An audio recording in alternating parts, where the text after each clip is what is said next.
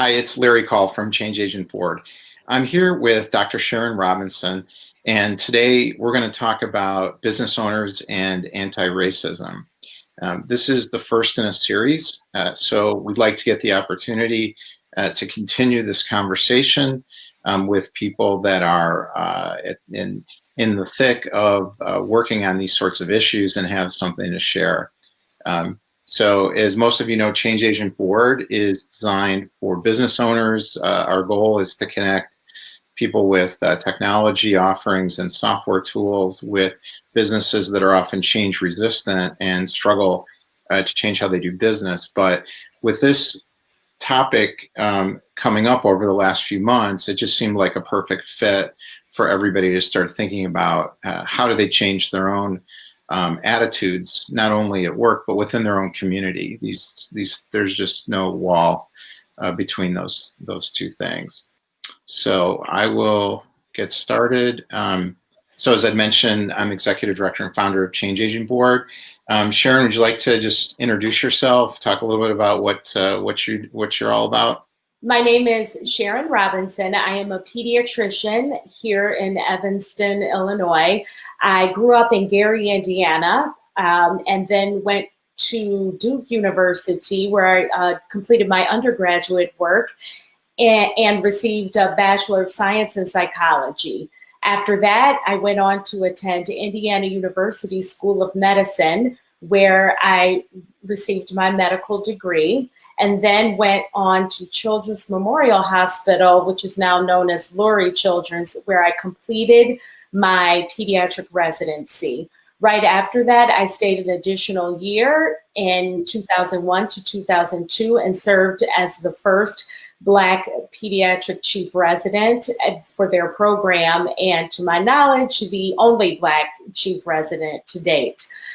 After my residency and my chief residency were completed, I moved to Evanston, Illinois, and started practicing with North Shore. I've been with North Shore now for 18 years. In addition to practicing general pediatrics, I serve as the lead physician for my practice, as well as the internal medicine practice in Wilmette. And I also serve as a physician director, overseeing 7 additional primary care offices within North Shore. My husband, Keith Robinson, is an assistant principal at Evanston Township High School. And as I said, we live here in Evanston with my 2 daughters, Taryn, who is 16 years old, and Kari, who is 13. Thanks, Sharon. And full disclosure here, Sharon's our pediatrician for our daughter, and her daughter, Taryn, is my daughter, Mila's favorite babysitter. Mila's Taryn's favorite, too. That's what I've heard. And you live right down the street. I sure do. And what I'll talk about here is what prompted this in the first place.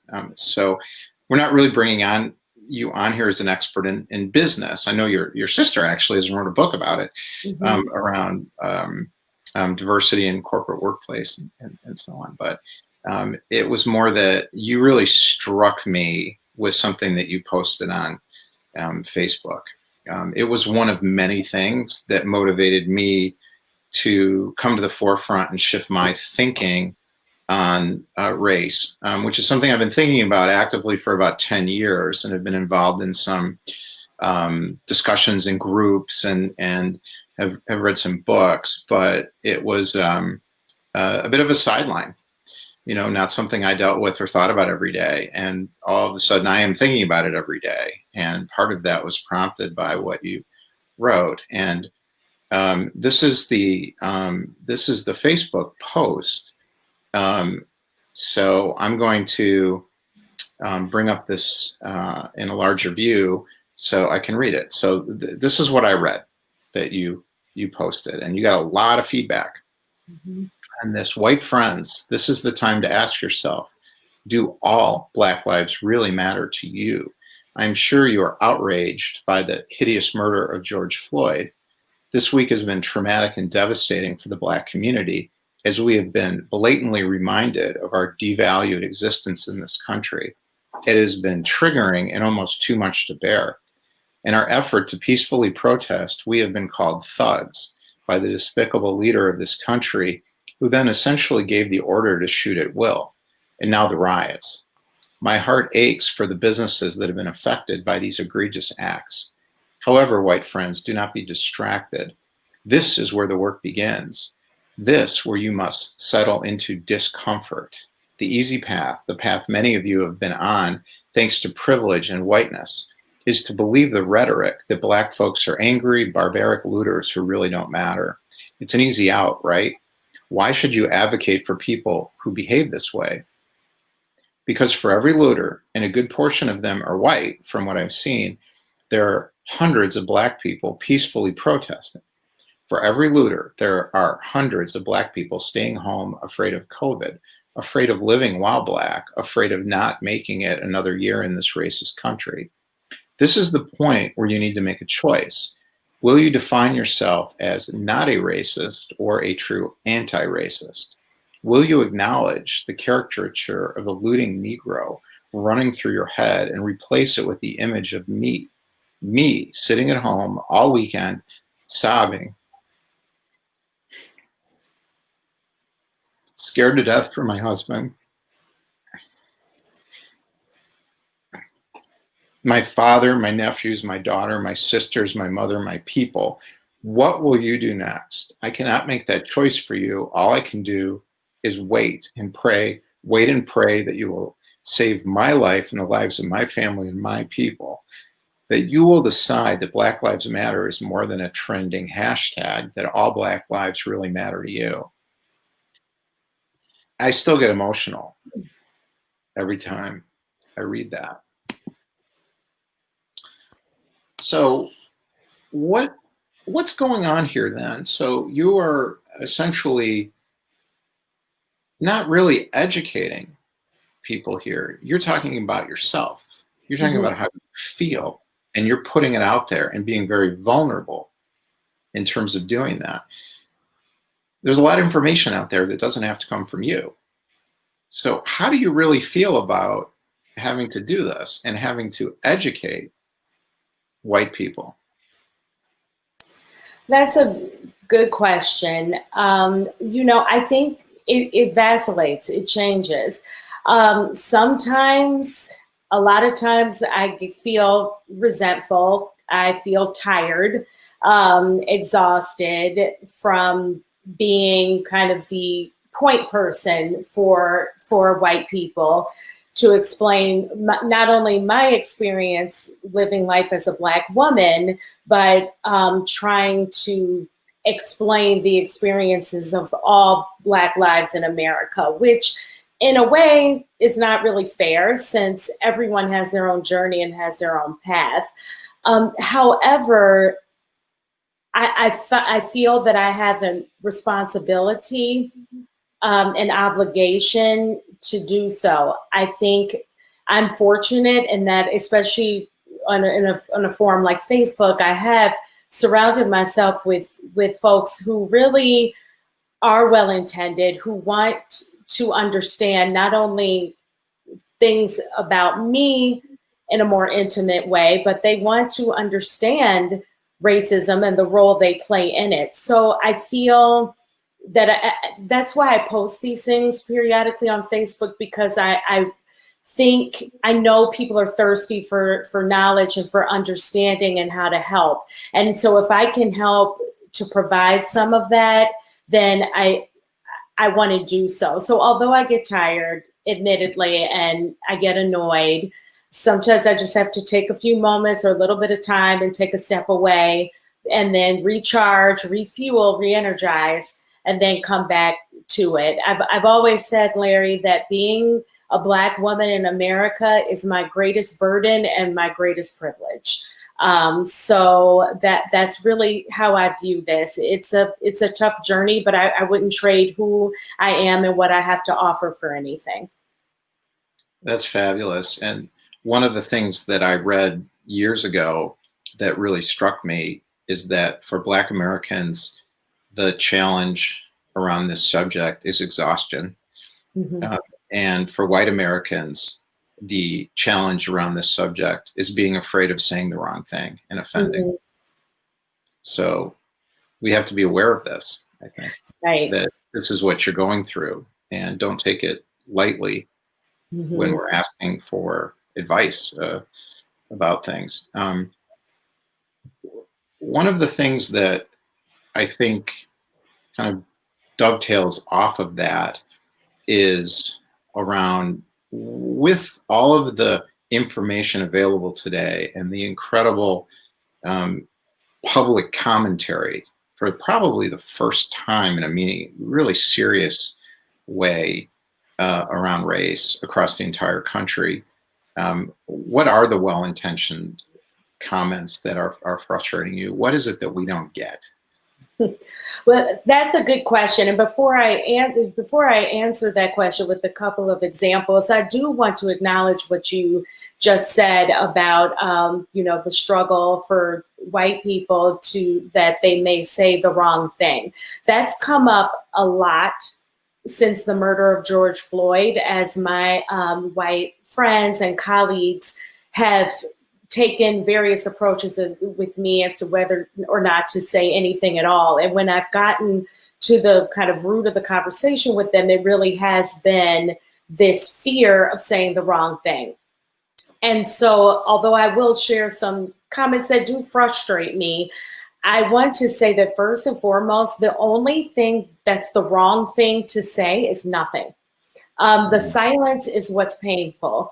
As Black folks in America, we already are feeling undervalued and unseen and subhuman. So to not acknowledge in any kind of way what we're going through right now is the most hurtful thing that you can do as a white person. So believe me, sometimes I say the wrong thing too. I don't know. And I don't have all the answers either, but just saying something or saying I care, I don't know what to say, but I care, speaks volumes. So I did want to just address that piece. That being said, I would say one of the most offensive things that white people say to me, and I just had a friend say this to me a couple of weeks ago, is that I don't see color, or I'm teaching my kids to not see color. That is, again, part of which, we can talk about later when we talk a little bit about some of the books that I like, but one of the books I read about how to be an anti-racist, it talks about this notion of being an assimilationist, where basically you're not an anti-racist if you're assimilationist, meaning you want Black people to be more white in order to, because whiteness equals being American. And so that's how I feel when someone says to me, I don't see color. What they're really saying is that you, Sharon, have the attributes of a white person. You are articulate, you dress nicely, you are a professional, your kids are well behaved. All of these labels that they consider fall under the umbrella of whiteness is really what you're saying. And so that's very offensive. I want you to see my color. I see your color. I see the differences in everyone, but I appreciate the differences. That's where the work is. So to say that you don't see color is really actually very offensive and in many ways racist.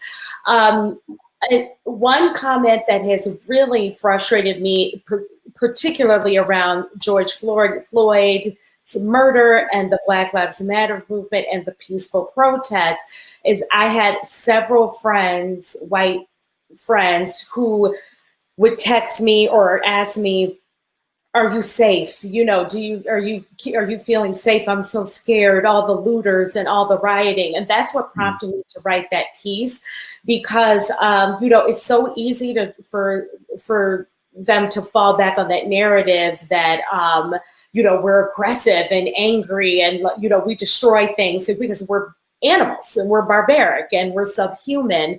And so that really frustrated me more than anything, because I really felt like and again, as I said in my post, I do not condone destruction of property under any circumstances. However, you're more focused on the target having a broken window than you are in a country that's been built on systemic racism. And you're so easily distracted by this. And you also don't even recognize how hurtful it is for you to just continue to subscribe to racist beliefs by asking me if I'm safe and commenting on how concerned you are about the riots and the looting. So I think that's a more kind of specific example around what's happening right now. It's an excellent example. I have a Slack channel. We use Slack for internal communications in my company called Sales Partners. And there was a post from a guy who works for us who lives in Minneapolis. And he lives in an area where there was a lot of rioting and a lot of looting. And he posted a picture of some music clubs that had been destroyed. He's a musician. He used to play there. And that was his focus. Mm-hmm. And then there were 4 other people that commented on that. And that was their focus. Mm-hmm. And that was one of the motivators that prompted me to take action. And it was very uncomfortable to do this in my own company without feeling that I was taking something away from them in terms of the experience that they were feeling and what they were going through. And I had to share a few things that tried to explain that about why that prioritization would cause such serious problems. So it's very interesting to hear you say that. I'm not surprised that that's one of your responses. As far as the first part of this, there's a terrific show. I'm sure a lot of people have seen it called This Is Us. And it's about basically triplets. And one of them is was at the point of the show is a Black teenager who was adopted when one of the triplets died, and he showed up at the hospital and the family took him home and raised him. And he was going to look at colleges, and his father said, "I don't see color, I just see my son." And he looked at his dad, and he said, "Well, you don't see me then." Mm-hmm. And I didn't understand that at first. So I think it's very interesting that you brought that up. I don't think people are really aware of that. No, I agree. I'm becoming very confused by the press, like many of us. And I spend a lot of time reading and trying to decipher with common sense what's happening. So one of the articles that really caught my attention was this one: hundreds of armed counter-protesters confront Black Lives Matter rally in Ohio. This is a small town. This was a rally of white people who probably don't know any Black people in this town, who were mobilized to take action, who were confronted by a militia. Basically. And I saw that and I felt a surge of optimism, but then at the same time, I had a question. And I don't know if you have the answer to this question, but I think it was interesting to bring it up is, are we at a tipping point in rural America? Or is this just a small progressive splash in a racist pond? That is a great question. And honestly, I don't know the answer. I think my cautiously optimistic side would say that we have reached a tipping point or an inflection point in this country where people are really starting to understand that we have a major crisis on our hands. In addition, to coronavirus, we have this crisis of racism that is eating our country alive, basically.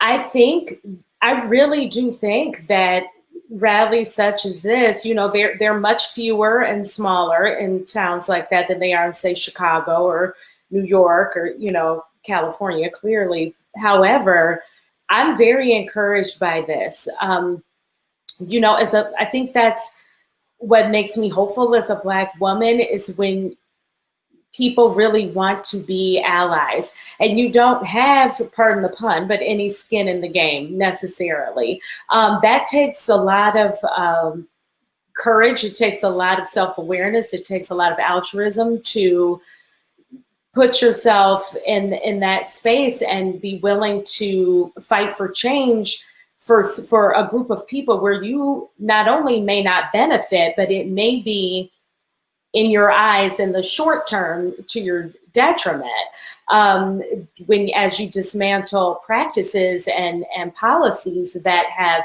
kept you in a position of power for 400 years.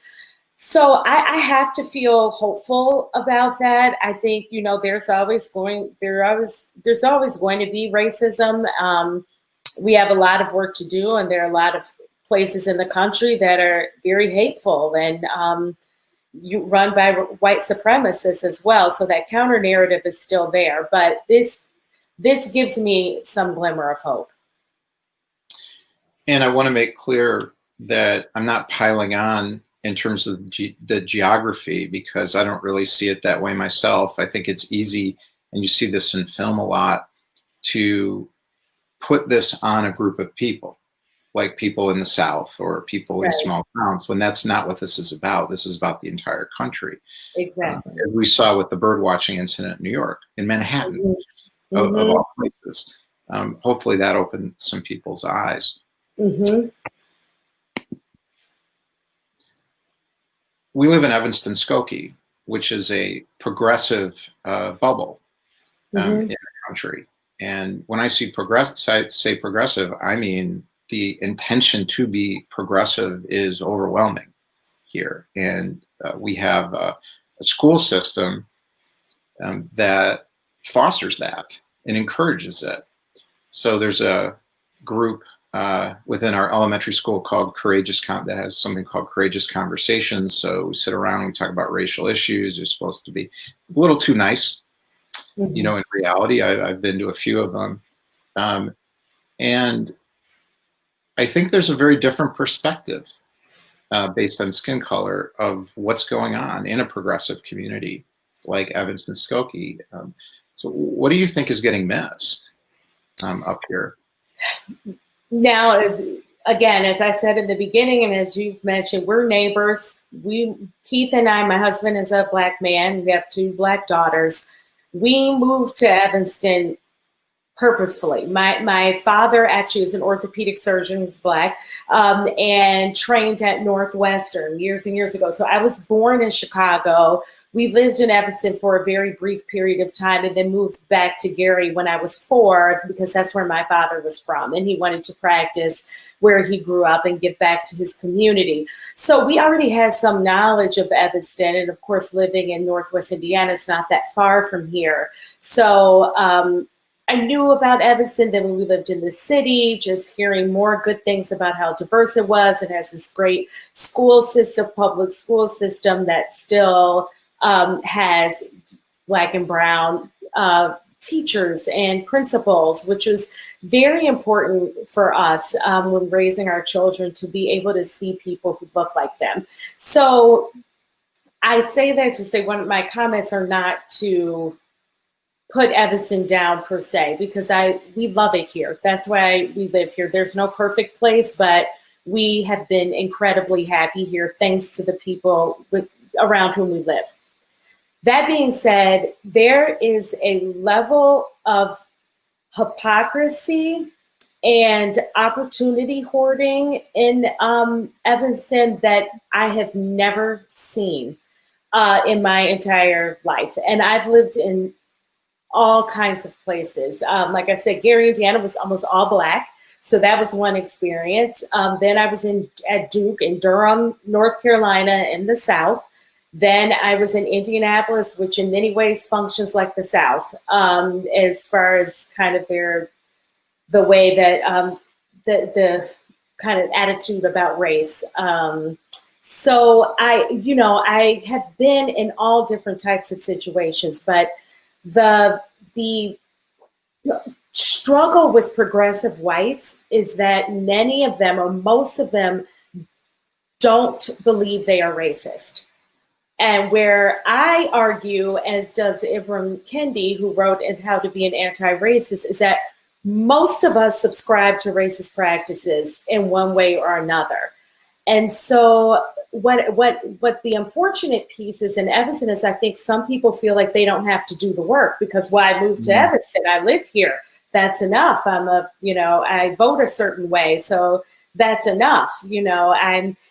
Sharon Robinson is my kid's doctor, so that's enough. Or Taryn or Kari, her daughters are on the soccer team or in the dance ensemble, so that's enough. Whereas they are not doing the work to identify how, again, as I said, they subscribe to and uphold racist practices, particularly in our school district. Our school districts, they do a great job. However, there are many opportunities and things that were created to help Black and Brown kids that they don't even have access to, or we don't even have access to, because white families are stealing those opportunities. And then they get frustrated, white families, again, so for example, at the high school, a couple of years ago, they started doing detracking, which means kind of getting rid of this. You're on an honors track, and you're on an average track, and you're on a below average track, because we know that that's just contributing to the achievement gap. So we went to a system where there's an earned honors, so that everyone is in the same classroom, but you have the ability to earn honors credit for that class if you do certain work.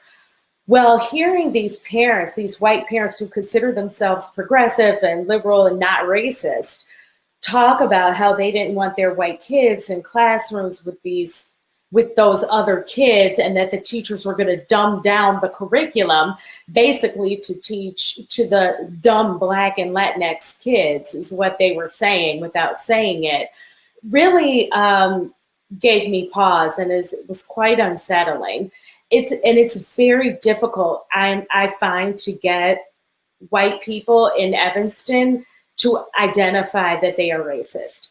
It is a very difficult conversation. I have a hard time having that conversation with my friends. I will say that I have shied away from it up until this point. I'm not going to anymore. So I think I may lose some friendships, which is unfortunate, but I have to have the courage to call it out, because otherwise it's just not going to change.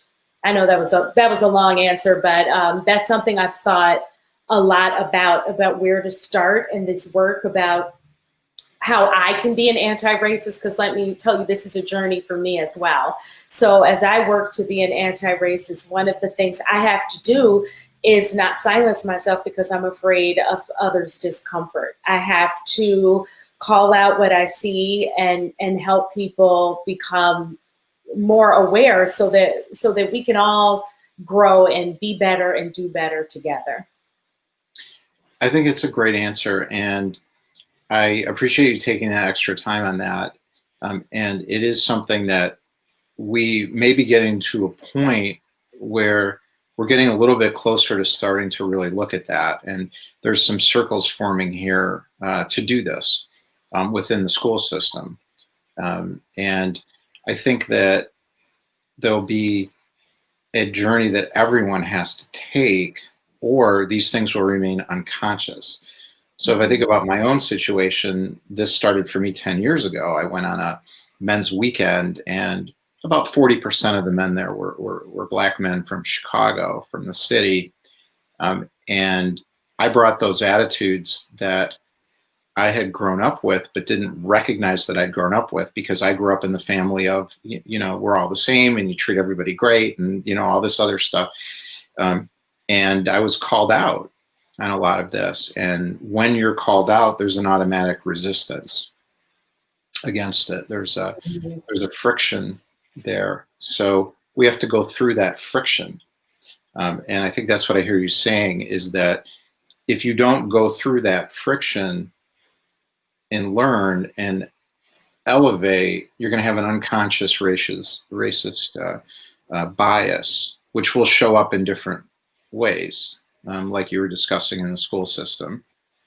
Is this kind of what you're saying? Yes, absolutely. That was a perfect summary of what I'm saying. It's going to take some discomfort.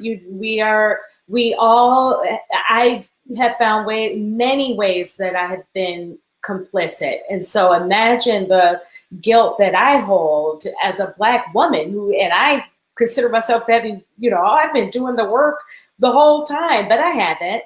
I haven't, and most of that was unintentional. So it's not. I think what it's important for all of us, but especially white people, to understand is that this is not. None of this work and this discovery means that you're a bad person. To be a racist doesn't mean you're a bad person. Right. It just means that you have been your mindset. For many reasons, basically because of the way this country is structured, is such that you subscribe to racist policies that benefit you. It's difficult to not do that. That's really a big part of the problem, is that we all need to have compassion for ourselves, understand that we really are good people, and that I view people as good people and believe in the best in people, regardless of their racist practices, for the most part. For the most part. For the most part. I think it's very easy to point the finger out. So it's very easy for progressive to comment on Trump support and say, by being a Trump supporter, you're automatically racist. I think it's the wrong thing to be thinking about. You got to think about yourself. And I always think, and have been taught this, to think in terms of I statements. So I'm speaking from my own experience. I'm not speaking from a cerebral knowledge set where I'm going to tell somebody what I observe that other people are doing in terms of their racism, perhaps in a section of the country. I think it's really important to speak about your own experience. Absolutely. So I was at a seminar a couple of years ago, and they talked about this concept of timeshare targets. So the idea of timeshare targets was that you were a target when you were in the timeshare, but then you went home and you weren't anymore. So there was a comment on being Jewish, which could put you in as a timeshare target, where in certain environments, you could be a really serious target, but you could get away from that. And same if you're gay, you can get away from it. Whereas based on skin color, you really, and the intensity of this in this country with the history, you can't get away from it. So one of the things I'm curious about, where with myself, I feel like it's easy to drift away from this and say, well, I did my part, and just, essentially take a vacation from it. My conclusion from this is that this is also about me. So it's not your issue, it's our issue. The promise of the country is meaningful to me. So the country had a very, very groundbreaking concept around equality. And if you look at some of the writers that came here, de Tocqueville, years ago, and he saw that, and he said, this is different from Europe. We haven't lived up to that promise. Living up to that promise will change my life too. So it's very important that there's no vacation here. And this kind of leads to me to the question of, from your perspective, what can be done to sustain this? Is this a movement or is this an event? I hope that this is a movement. I really do. Like I mentioned before, I feel like we've reached this inflection point, and that's new for our country. There have been murders of Black folks at the hands of police or white supremacists, well, obviously since the beginning of time, but I mean, dating back to the first, victim who said, I can't breathe, as he was being killed on the street by a white police officer. I believe that was in 2013. So this is not new. But I think this response is different. I think it is more global. It has been more sustained than any of the other movements or that or events, as you said, that I've seen before. So I do think this is a movement. However, I get very worried, and when I talk to some of my Black and brown friends about what's happening now, we do worry that white people will get bored or distracted because you can't.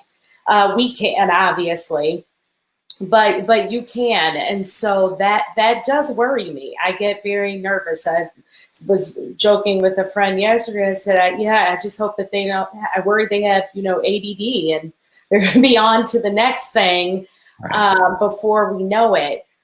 What I'm trying to do is keep it top of mind, keep the conversation going, whether that's posting on Facebook or Instagram, just little things here or there, to just keep reminding people that this is a marathon, not a sprint.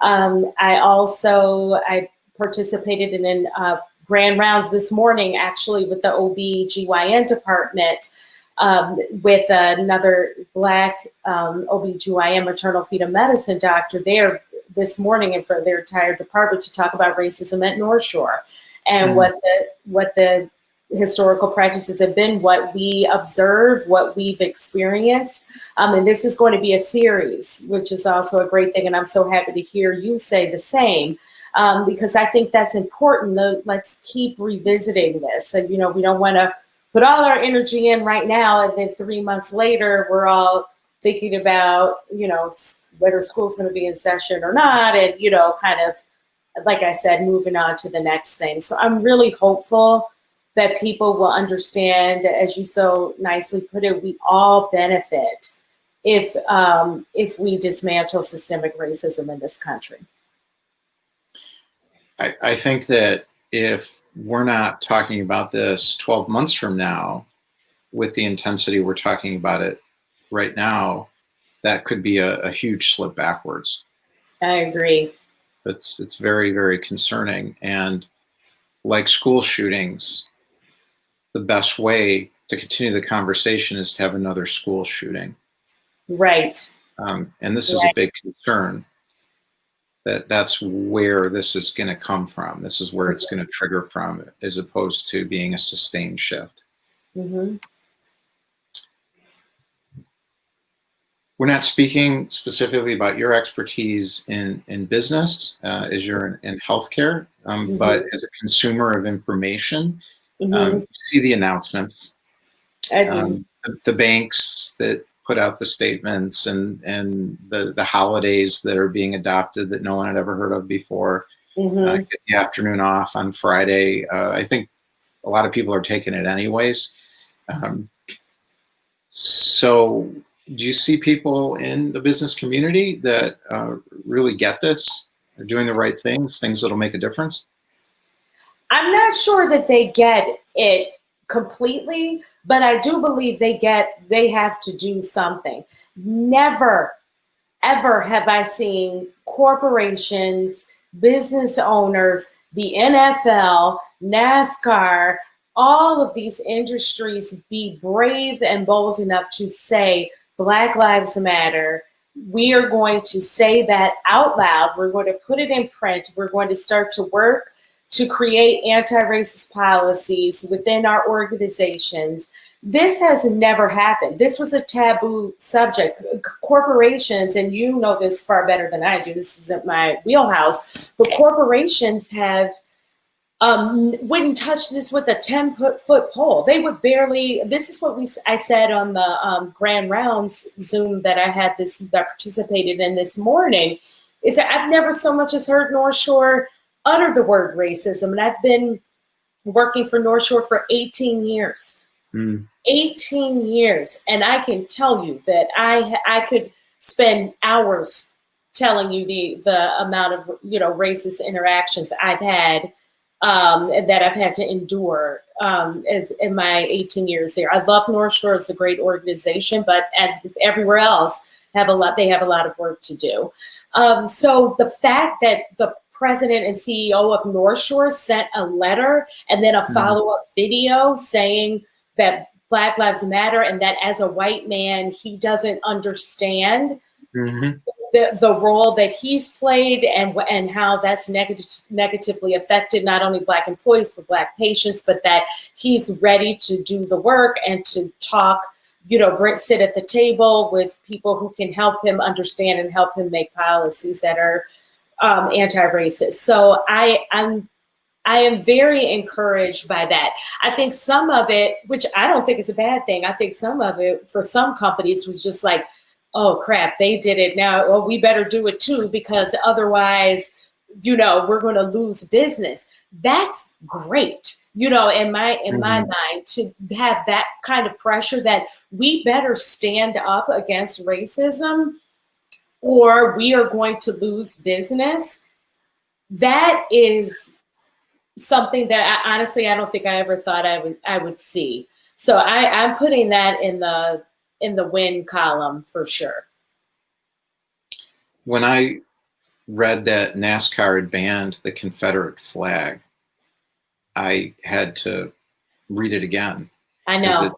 It couldn't even register that had actually happened. And I don't know if you saw the follow-up to that I'm terrible with names, so I won't even try, but there's a Black NASCAR driver. He identified as Black, yes. And there was someone hung a noose in his garage or the front of his home the next day. And the amount of, I find this even more heartwarming, is the amount of support that he has gotten since that happened. The FBI is involved. They are committed to finding who did this. And not only that, all the people who showed up for him at his race, either yesterday or the day before, with Black Lives Matter, and just really standing up for him. It was beautiful to see, because again, this isn't totally a stereotype, but this is not the group of people that I would have thought would be at the forefront of the Black Lives Matter movement, yet here they are. And I think that's a good message for our progressive friends up here, is to recognize that you are better off not talking about other people, talk about yourself, and let other people figure it out for themselves. And it's an incredible moment, and it was the equivalent to me of taking a knee. In the NASCAR world with him. And we talked about this a little bit. Maybe if we can just look at it in terms of, putting some conclusions as much as we can on this conversation, as what's going to happen next? What do we think? Well, I know what I'm going to do next, and I hope that others will do the same. I'm going to continue to use my experiences and my voice and my contacts with people such as yourself, who are willing and wanting to talk more about this and kind of work together to dismantle systemic racism. I think we all need to start with ourselves and identify the ways in which we have been racist and subscribe to racist practices. That's the first thing, is acknowledging that, and then forgiving ourselves, having compassion, and then identifying what we can do, what I call actionable steps to take to make a difference. I can, only speak for myself. So what I am doing is that there are three kind of things. I took about a week or two to decide what I was going to do to be anti-racist, to work toward being an anti-racist. So there are three areas that I'm focusing on. One, which directly relates to this, and I'm talking about what businesses can do and what we as consumers can do, is I'm being more intentional about supporting Black businesses or businesses that are owned by Black and brown people. And that is not that I'm not going to support white businesses. I'm just going to, in addition to that, make sure that I'm more intentional and more mindful about supporting Black businesses. That's something that I really, even as a Black person, have not done a good job of in the past. So That's something I'm actively working to change. The second thing that I'm doing is looking at my organization where I work, North Shore. I have reached out to the president of North Shore and to ask to sit down and a meeting with him, along with a couple of other Black physicians. There are not many of us. We are less than 1% of the physicians at North Shore, less than 1%. Amazing.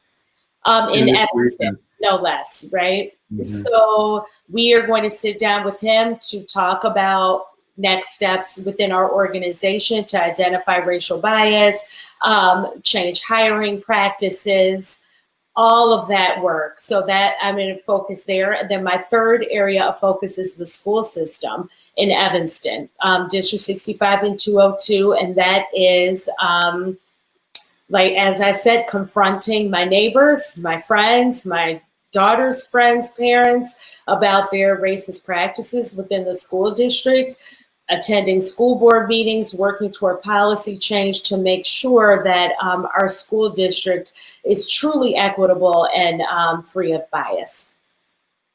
So I think everyone's journey will look different.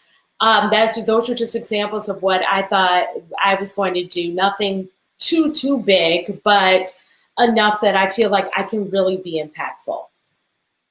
And I would look at what you're talking about as big. That's a lot. And I have a feeling you have a tendency to take on a lot. You are right. A lot in your bio. If you could believe it, that's me editing myself. Like, these are my 3 you're editing. I'm going to do. Like, I was very proud of myself. Believe me, there's all kinds of other things. Voter registration, being more involved with the Black Lives Matter movement, joining Planned Parenthood to help with women's health with Black women and the racial disparities there. I could go all over the place with this. So I know I do take on too much, but I'm trying to kind of focus there for now. And I think that's important for people to think about, which is that you have to understand your own limitations. And it doesn't mean you're doing something wrong if you do one thing. Right. What matters is that it's sustainable. Exactly. So a big burst of effort for a few weeks while it's in the headlines of the paper is not going to be as helpful as doing one meaningful thing for the next 5 years. Right. So it's like dieting. Pick something you can do for the long haul. Exactly. One of the most important things for me has been to read about this. And I have spent a lot of time trying to absorb information that often when I first read it doesn't make sense. So if I have a resistance to something, and I would encourage people to understand that what's happening is you're being triggered. Mm-hmm. So there's something in your unconscious that is being triggered. And that's a racist history in the country that we've all absorbed. And as those triggers come up, instead of resisting what you're reading, take a deep breath and walk away and let that work itself out, and then read it again, and then read it again, and read it again, and start to absorb it. And it's not necessarily that I believe everything that I read. Everybody has different perspectives, but my responsibility is to absorb it, not resist, at least understanding what the author's trying to say to me. So we put together here a couple of pictures of books that you recommended, and then we've got a second slide of this as well. Do you want to explain why you picked these particular books? Sure. I'm glad you put Waking Up White first, because that is the book. I read this book years ago. It's an excellent book written by Debbie Irving, who, is a woman like many women in Evanston, white women in Evanston, who really thought, oh, no, I'm not racist. My family wasn't racist.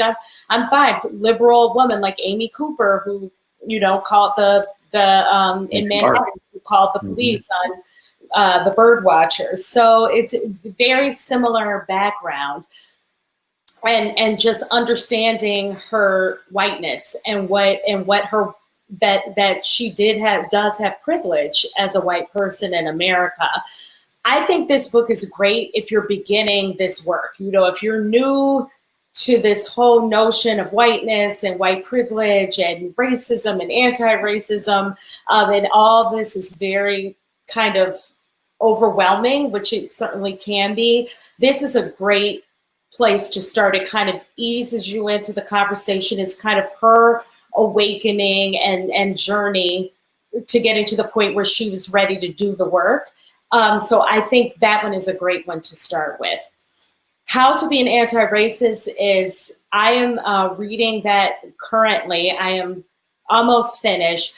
I've been reading it for several weeks now, and I have been taking notes, which is why it has taken me so long to read it. This book is life-changing, I would say, for anyone who reads it, because to really understand what being a true anti-racist is something that I thought I knew, but I didn't know. And if I could just read his definition, he says, Ibram Kendi is a brilliant man. His first book was called Stamped from the Beginning, which is also a great book as well.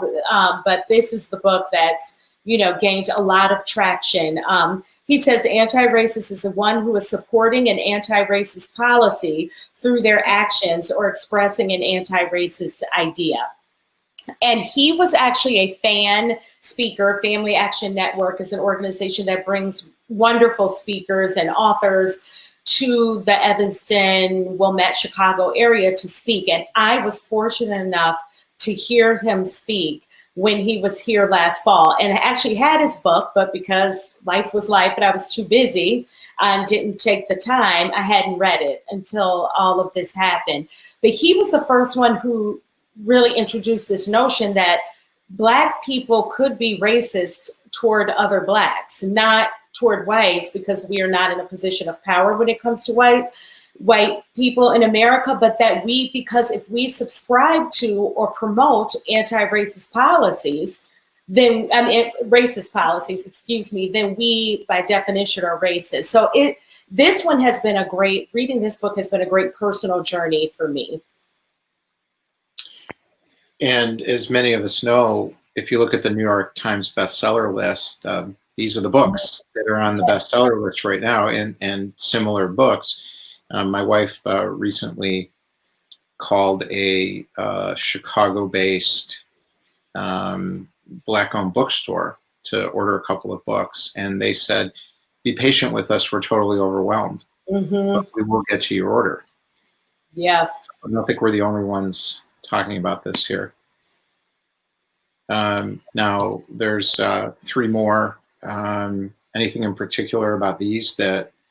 I just wanted to point out white fragility, again, is sort of along the veins of, along the lines of Waking Up White, but she really goes in and she is really specifically talking to progressive whites. She also did a fan presentation, Family Action Network presentation, actually just last week on Zoom. It was phenomenal. So I highly recommend that one. Medical apartheid, I like, because as a physician, this really speaks to the historical racism and just egregious practices that have been performed against people of color, particularly Black people, since really slavery. Doing experiments on Black bodies in the name of science. It is fascinating and really speaks a lot about the racial disparities in healthcare and where those came from and why there's such a distrust of the medical system as far as Black folks are concerned in this country. And I think it really is very timely given what's happening with COVID and the racial disparities we're seeing in outcomes related to COVID. So I really like that one. And then Why Are All the Black Kids Sitting Together in the Cafeteria? I think it's a really good book to just understand, especially around schools, but even beyond, why, with just kind of the social dynamics and the things that we have to go through as Black people, just trying to navigate this space. And this question comes up a lot, where white people will say, why do you all always sit together? And then the counter to that is, because you're always sitting together. It's just more noticeable that we are, because there's 10 of us and there's 100 of you. So she kind of really delves into that. So that's an older book. I read that a long time ago, but it's still, I think, very timely as well. It's a great title, and what you just said strikes me as when I'm hearing people talk about looting. Mm-hmm. And if you have 10 white people looting, it's people looting. If you have 10 black people looting, it's 10 black people looting. Exactly. Mm-hmm. So thanks everybody for listening. I really appreciate Sharon you doing this. It was phenomenal. I hope it's helpful for people. And I think becoming part of the solution means being where you're at. So if you're at that beginner level in terms of that first book, read the first book, and that's fine. Mm-hmm. If it's something where you've been working on this for 20 years and you recognize that you want to do more, then that's where you're at. And there's no good or bad in this. The bad is doing nothing. That's right. Well, thank you so much for having me, Larry. It's been a pleasure talking with you. Thank you.